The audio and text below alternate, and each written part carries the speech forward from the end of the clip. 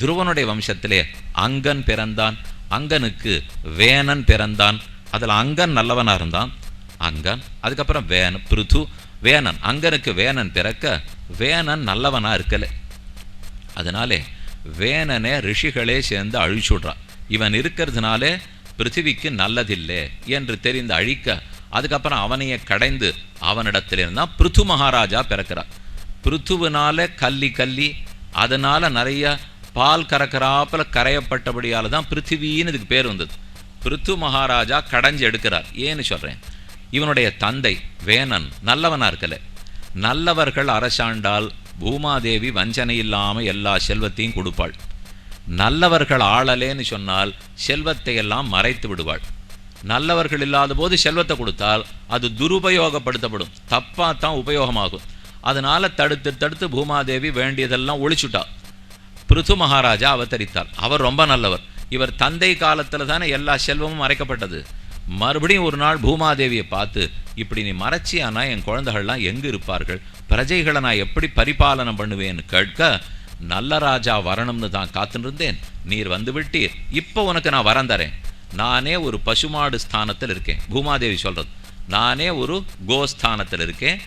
யார் வேணுமோ பால் கறந்துக்க வாங்கோ, என்னென்ன வேணுமோ அந்தந்த செல்வத்தை பாலாக கறந்துக்கலாம். அதுக்கு தகுந்த கண்ணுக்குட்டியை நிறுத்துங்கோ, நீயே கையை வை, கையிலேயே நீ பாலை கறந்துன்னு போகலாம்னு ஒரு வரம் கொடுத்தாள். இது என்னதுன்னால், வேதங்களெல்லாம் காணப்படுது, பாலே காணும், அமிர்தத்தை காணும், கள்ள காணும், எத்தனையோ ஓஷதிகள் வனஸ்பதிகள்லாம் காணும். எல்லாத்தையும் பூமாதேவி மறைத்து விட்டாள். இது இத்தனைக்கும் உரியவர்கள் இருக்கிறார்கள், அவரவர்களை கொண்டு நிறுத்தி கறந்துட்டு போன்னு பூமி சொல்லுகிறாள். அதைத்தான் கறக்கிறதுக்கு ஆரம்பித்தார். வத்சம் கிருத்வாம் அனும்பாணா வதுகத் சகலௌஷதீஹி ததா பரேச்ச சர்வத்திர சாரமாதததே புதாஹா. சுவாயம்புவ மனுவையே பக்கத்தில் கொண்டு கண்ணுக்குட்டியாக வைத்து ஓஷதிகள் எல்லாத்தையும் கறந்துன்னு போனார்கள். அப்படின்னு அர்த்தம் என்ன, பூமாதேவியின் இடத்துல இருந்தால் எல்லா செல்வமும் கிடைக்கணும். அந்தந்த செல்வத்தை பெற்றுக் கொடுக்கறதுக்குன்னு சிலர் நியமிக்கப்பட்டிருக்கிறார்கள். அவர்கள் மூலமாக தான் நாம் அந்த செல்வத்தை பெறணும். மழை வேணுமா, கொடுக்கிற பொறுப்பு வருணந்து. காற்று வேணுமா, கொடுக்கிற பொருள் வாயு பகவான்து. தர்மம் வேணுமா, தர்ம தேவதை இது. செல்வம் வேணுமா, குபேரனது. அதே வித்யை வேணுமா, சரஸ்வதி இது. இப்படின்னு ஒவ்வொருத்தராக நியமித்து வச்சிருக்காரோ இல்லையோ.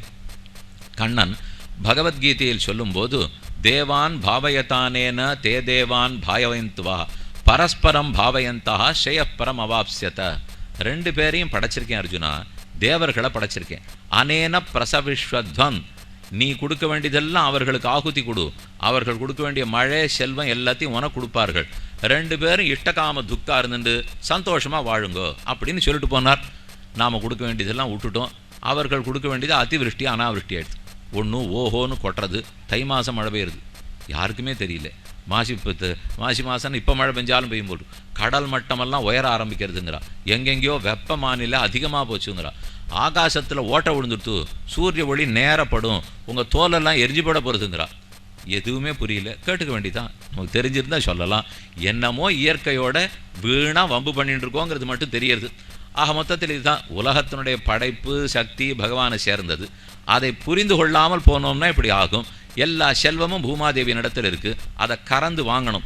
மனு பகவானை கன்றுக்குட்டியாக வைத்து ஓஷதிகளை எல்லாம் பெற்றனர். ரிஷயா துதுஹு தேவீம் இந்திரஸ்வேஷ்வத சத்தம வத்சம் ப்ரஹஸ்பதிம் கிருத்வா பயச்சந்தோமய சுச்சி.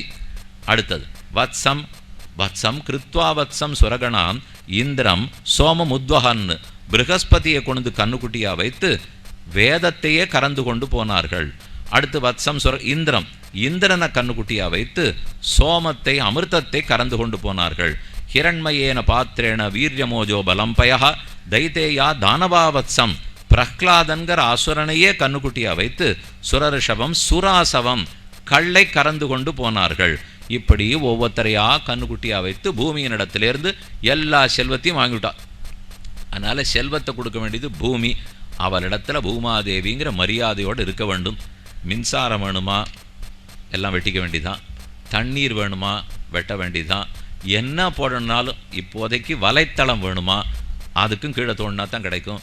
ஒவ்வொருத்தரும் தோண்டுவார். யாரானு ஒழுங்காக மூடுவாரோ, அதை பற்றி கவலை இல்லை. துப்புவது அதில் தான், மிதிக்கிறது அதில் தான், உட்கார்றது அதில் தான், மலஜலம் பெருக்கிறது அதில் தான். ஆனால் அத்தனை சொத்து நமக்கு செல்வம் கொடுக்க வேண்டியது பூமாதேவி தான். இதுக்காகத்தான் இந்த முக்கியத்துவம் தெரிஞ்சுக்கிறது பெருமாள் இடது பக்கத்தில் முதல் தேவியாகவே வச்சுட்டார்.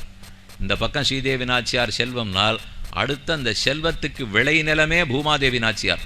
அப்பப்போ அதை தெரிஞ்சுட்டு அதுக்குன்னு நாம் வாழறச்சே உட்காராது இருக்க முடியும், துப்பாது இருக்க முடியும்னு நான் சொல்ல வரல. இப்படி பண்ணுறமே நம்ம தாயாக இருக்கிறதுனால தானே நம்ம பொறுத்துக்கிறாங்க ஒரு எண்ணமாக வேண்டாமா. பல விஷயத்தை நம்மால் பண்ணாது இருக்க முடியாது. ஒரு பசுமாடு கண்ணுக்குட்டி இருக்குது, கறக்கிறோம்னா எத்தனை காம்பு கண்ணுக்குட்டிக்கு ஊட்ட விடுறா, எத்தனை கறந்துக்கிறான்லாம் கணக்குண்டு. முதல்ல கண்ணுக்குட்டி ஊட்டின்றோம், அதுக்கப்புறம் அதை பிரிக்கணுமே, அதை எடுத்துக்கிறச்சே போய் பிரார்த்திக்கணும். மந்திரம் வச்சுருக்கா, கண்ணுக்குட்டியை கை கூப்பிண்டு அம்மா தாய் பசுவை கை கூப்பி இந்த மாதிரி நான் பாலை கறந்து பகவத் ஆராதனத்துக்காக எடுத்துக்கிறேன், எனக்குன்னு எடுத்துக்கல, நீ என்னை கோச்சிக்க கூடாது, நல்லது தான் உனக்கும் பலன் கிடைக்கும்னு பிரார்த்திக்கணும். இப்பெல்லாம் மாட்டை பார்த்தே நாளாருது.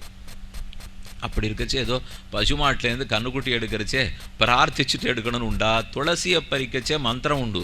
துளசி மாதாவே நான் ஒன்று அப்படிலாம் பறிச்சிட மாட்டேன், அமாவாசை அன்னைக்கு எதையும் கிள்ளக்கூடாது, எதையும் திருத்தவும் கூடாது. என்ன, சந்திரனுடைய அந்த கடைசி சக்தி அமாவாசை அன்னைக்கு ஓஷதிகள் வனஸ்பதியில் தான் இருக்கும். அதுக்கப்புறம் தான் அதை மெதுவாக பிரதமையிலேருந்து சூரிய பகவான் வளர்த்துன்னு போவார். உட்காரச்சே சாப்பிடச்சே அன்னமாதாவுக்கு அன்னதாத்தாவுக்கு நன்றி சொல்லிட்டு தான் சாப்பிட்றதுக்கே போகணும். பரிசேச்சனம் பண்ணுறோம்னால் அவளுக்கு வேட்டி கட்டுற மாதிரி அன்னத்தை சாப்பிட்டோம். அன்னாத் பவந்தி பூதானி பர்ஜன்யாத் அன்ன சம்பவா. அன்னம் இருந்தால் தான் ஜீவராசிகள் வாழறதுக்கே முடியும். மழை இருந்தால் தான் அன்னம் விளையவே விளையும். அன்னத்துக்கு மரியாதை, பூமிக்கு மரியாதை, ஆகாசத்துக்கு மரியாதை.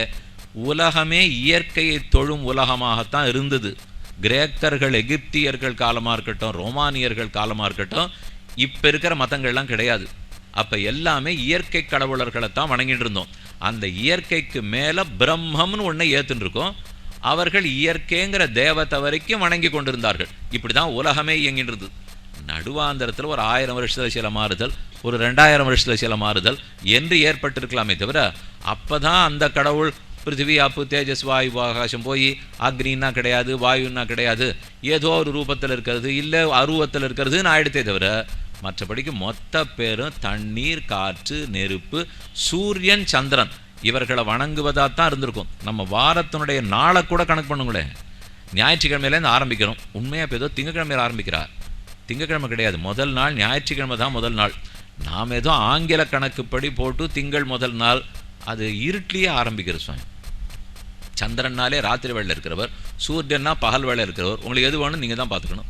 சூரியன்ட்டேருந்து ஆரம்பிக்க விருப்பப்படுறீங்களா, இல்லை சந்திரனிடத்துலேருந்து ஆரம்பிக்க பளிச்சுன்னு ஞானம் வேணுமா, சூரியனிடத்தில் ஆரம்பிக்கணும். ஒன்றா குளிர்ச்சி மட்டும் இருந்தால் போருமா, அப்போ சந்திரனிடத்தில் ஆரம்பிக்கணும். இப்படின்னு நாம் இன்னைக்கு இருக்கிற நாட்காட்டி தான் பழங்காலத்துன்னு நினச்சிட்டு இருக்கோம். இந்த ஆங்கில நாட்காட்டி 1530 வரைக்கும் பாரதத்திலையும் இல்லை உலகத்திலையும் யாரும் ஏற்றுக்கல. 2000 வருஷம் பழசுன்னு நினைக்க வேண்டாம்.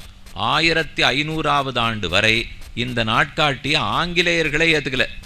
அதுக்கப்புறம் இப்போ 500 வருஷம் நம்ம பஞ்சாங்கம் 5000 இல்லை 50,000 இல்லை, எத்தனை 1000 வருஷமாக இருந்தாலும் பஞ்சாங்கம் அப்படியே தான் இருக்கும். அதை பார்த்து தான் இப்போவும் கிரகண எண்ணிக்கைன்னு குறிக்கிறா. இன்னும் 50,000 10 லட்சம் 50 லட்சம் செலவழித்து தொலைநோக்கு கருவி வச்செல்லாம் யாரும் பார்த்து கிரகணம் குறிக்கிறது இல்லை. இந்த கிராமத்தில் 8வது வீட்டில் குடிசையில் உட்காந்துருக்கிற கிரகண கணக்கு போட்டுருவார். அவர் எந்த நிமிஷத்தில் சொல்கிறாரோ அப்போ கிரகணம் நடக்கும்.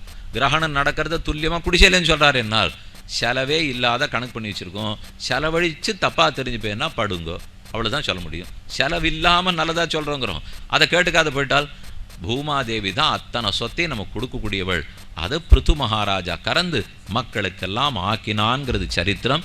100 அஸ்வமேத யாகம் பண்ண போய் இந்திரன் 99 பண்ண விட்டு 100வது வேண்டாம், அது இந்திர பதவிக்காக செய்யப்படுவதுன்னு சொல்லி தடுத்துட்டார். இதெல்லாம் பிருத்துவனுடைய சரித்திரம். இது போன்ற நிகழ்ச்சிகளை உங்களுக்கு தொடர்ந்து வழங்க எங்கள் சேனலை சப்ஸ்கிரைப் பண்ணுங்க.